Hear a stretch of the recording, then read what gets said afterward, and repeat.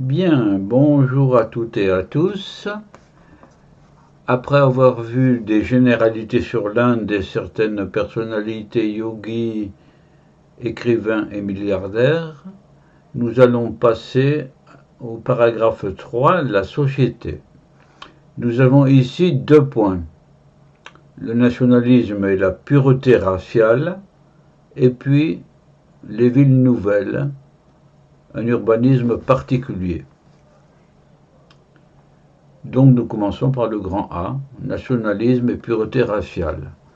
Le résumé est le suivant. L'Inde est gouvernée par des nationalistes qui rêvent d'un grand territoire et d'un peuple pur.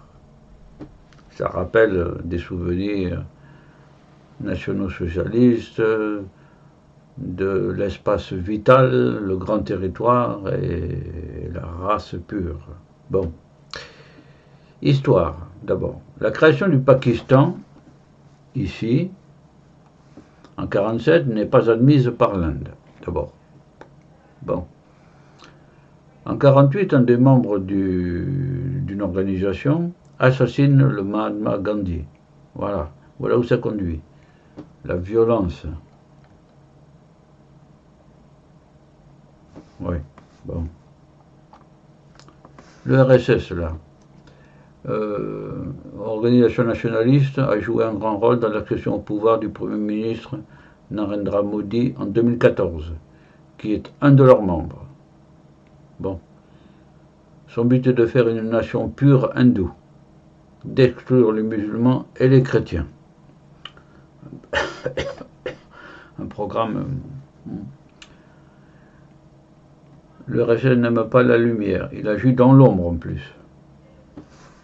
Voici des photos qui rendent compte de cette réalité, de ces gens qui s'entraînent à la guerre, quoi, pratiquement, à la guerre civile en tout cas. Ils ôtent leurs chaussures pour entrer dans leur lieu de réunion. Détail des hindouistes, quoi. Un révélateur. Il n'y a pas que les hindouistes qui ôtent leurs chaussures. Bon, d'accord. Le drapeau couleur safran est celui des nationalistes. La couleur safran, jaune, quoi. La science est révisée. Et ça, c'est du totalitarisme quand on se met à réviser la science. La divinité Ganesh, représentée par un homme à tête d'éléphant, que voici là, serait la preuve que la chirurgie plastique était pratiquée depuis longtemps en Inde. Bon, les spécialistes de la discipline apprécieront. Oui. La science, en tout cas, est contestée, là. Voilà. La revendication territoriale est celle de Akan Bharat, un état de l'Afghanistan à la Birmanie, qui recouvre l'ancien empire des Indes britanniques, carrément. Voilà. C'est un projet ambitieux, c'est très ambitieux et dangereux. Il remet en question des États établis. Bon. Bœuf. Les musulmans et les chrétiens consomment du bœuf, ce qui est un sacrilège pour les hindous. Eh bien, il est juste des brigades, ça va mal avec la consommation des Français qui consomment beaucoup de viande, plus qu'avant. Nous sommes en 2023, donc. Il est juste des brigades de sauvetage de la vache qui ont lynché un musulman. Voilà. Des fanatiques. Voici des photos illustratrices de cet immense respect pour la vache.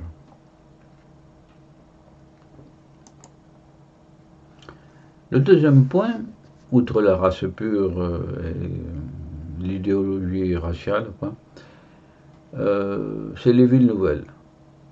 Problème de l'Inde, la démographie. 1,3 milliard de personnes comme la Chine. Ça a été qualifié de cloaque urbain. Un cloaque, il y a tellement de monde. On bâtit des villes nouvelles en pariant sur l'exode rural. Mais les ruraux préfèrent les petites villes aux mégapoles. Et ça se comprend. Voilà. Voici les tours là, des grandes villes. Et voilà la misère des demi-exclus. Ou des exclus tout court. Voici les embouteillages révélateurs aussi. 1,3 milliard, comme la Chine. Échec. Au début, les gens se pressent pour acheter sur plan. Plus tard, les immeubles s'effondrent et les herbes poussent. Les immeubles s'effondrent. Et les herbes poussent. On bâtit des villes en oubliant les autoroutes pour les relier à la capitale. Ici, c'est la ville de Lavasa. Bon. Oui, on bâtit la ville, c'est un énorme travail, et on oublie les autoroutes pour circuler, pour aller à New Delhi. Donc c'est un échec. On confie la construction à des privés, alors que le gouvernement sous tutelle de la famille Gandhi est hostile à l'investissement privé. Bon, on n'est pas à la contradiction près. Ce sont des privés qui construisent et qui s'enrichissent. Les gens qui vont en ville veulent du travail. Ils n'ont que faire de l'écologie. Il n'y a pas qu'en Inde. Voilà, malheureusement. Voici des photos illustratrices. Une revue notamment, pour les passionnés. Structure, au passage, un centre d'études en sciences sociales sur les mondes africains, américains et asiatiques. Marie-Hélène Zera, directrice. Là voilà. Donc ça s'appelle le CESMA.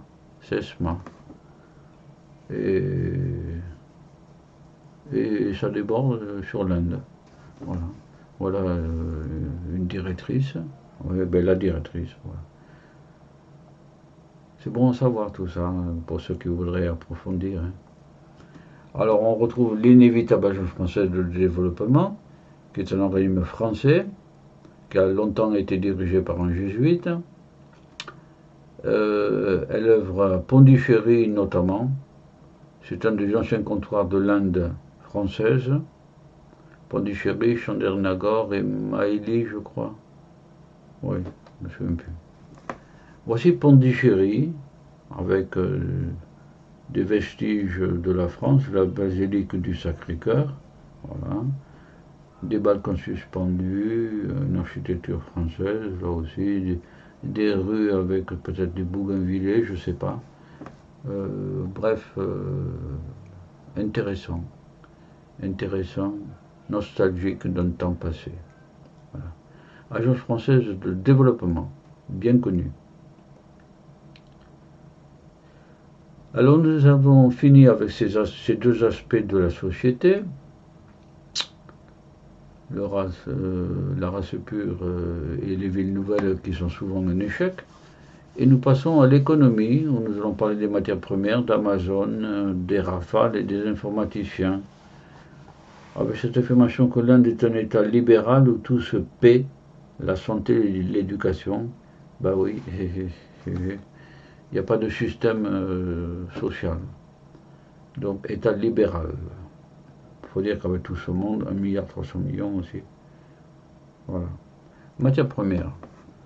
Nombre de pays en développement ou en transition s'en sortent grâce à la rente que leur fournit l'exploitation de la matière première. La Russie, l'énergie et les métaux. L'Asie centrale, le pétrole. Le Moyen-Orient ou le Venezuela également. L'exception, c'est l'Inde. Là où la Chine joue la carte des capitaux étrangers, l'Inde reste profondément fermée. On l'a vu dans la vidéo numéro 1 et 2, cet aspect nationaliste. Et maintient à ce niveau une position très dure dans les négociations de l'Organisation mondiale du commerce. Position très dure. Nationalisme. Amazon investi. La nette économie. Amazon a investi massivement en Inde.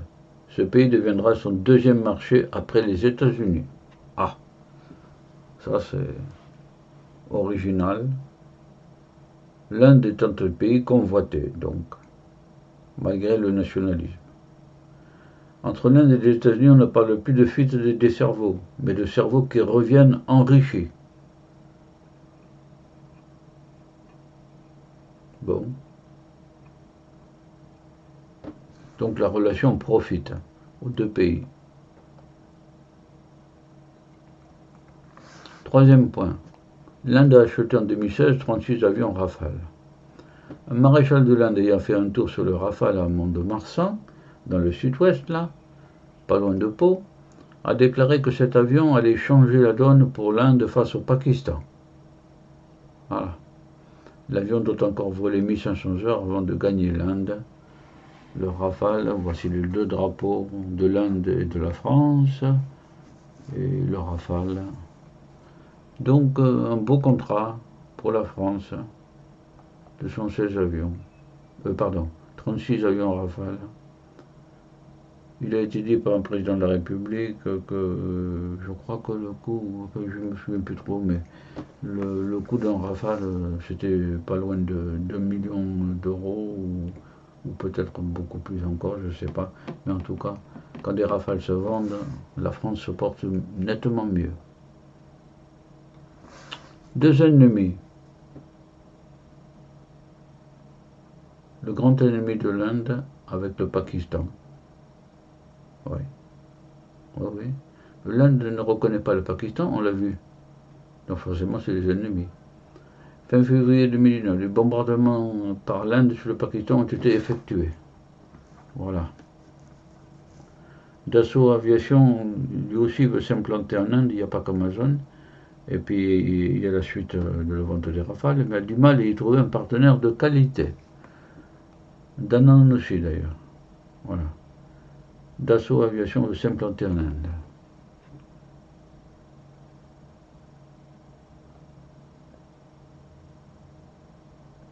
Dassault Aviation, voilà. Ah ben oui, oui, oui. J'ai répété la phrase, excusez-moi. Mais voici des avions. Et voici en discussion devant un Rafale, sans doute. Et voici Dassault Aviation. Voilà.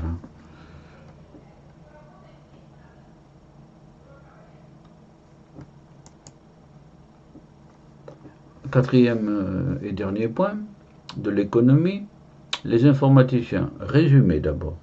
La filière et les industries d'informatique sont en crise en Inde. Ah. Histoire. Il y a 20 ans en Europe, c'était la fin de l'emploi informatique au profit de l'Inde. Voilà. Et oui, la délocalisation. Les ingénieurs informaticiens faisaient la fierté de l'Inde. Les jeunes préfèrent maintenant le commercial au technique. Voilà. Voilà le fait. Le commercial au technique.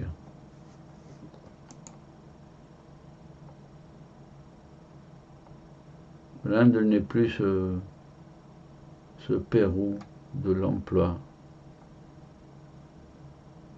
de l'informatique, maintenant. Les ingénieurs pensaient que l'emploi était à vie, mais sont au chômage à 40 ans. Les exportations ont chuté. L'ancien président américain Trump avait contingenté les visas pour l'Inde aussi. Tout un temps où c'était pas ça. Hein. L'Inde était performante pour l'informatique.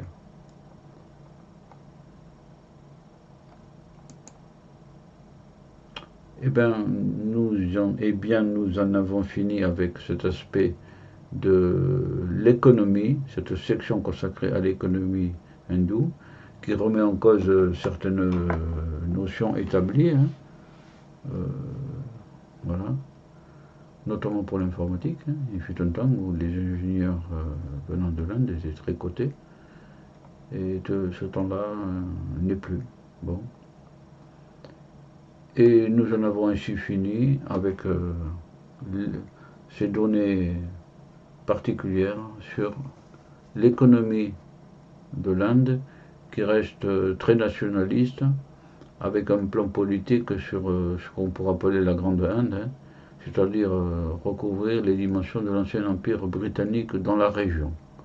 Voilà. C'est ambitieux, hein. C'est ambitieux. Voilà.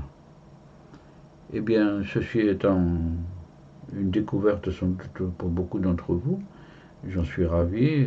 Comme pour moi, je n'avais pas revu ça depuis quelque temps. Et donc, on enrichit comme cela notre perception du monde. Nous pouvons dire quelques mots, quelques phrases sur l'Inde. Ce rêve de Nehru, notamment. Et souvenez-vous du Mahatma Gandhi, qui approche la doctrine de la non-violence, qu'il n'avait pas inventée, qu'il avait emprunté à Tolstoï. Les deux hommes s'étant rencontrés à Londres, notamment, et peut-être en Russie aussi. Voilà. Eh bien, sur cette troisième vidéo, il n'en reste plus qu'une.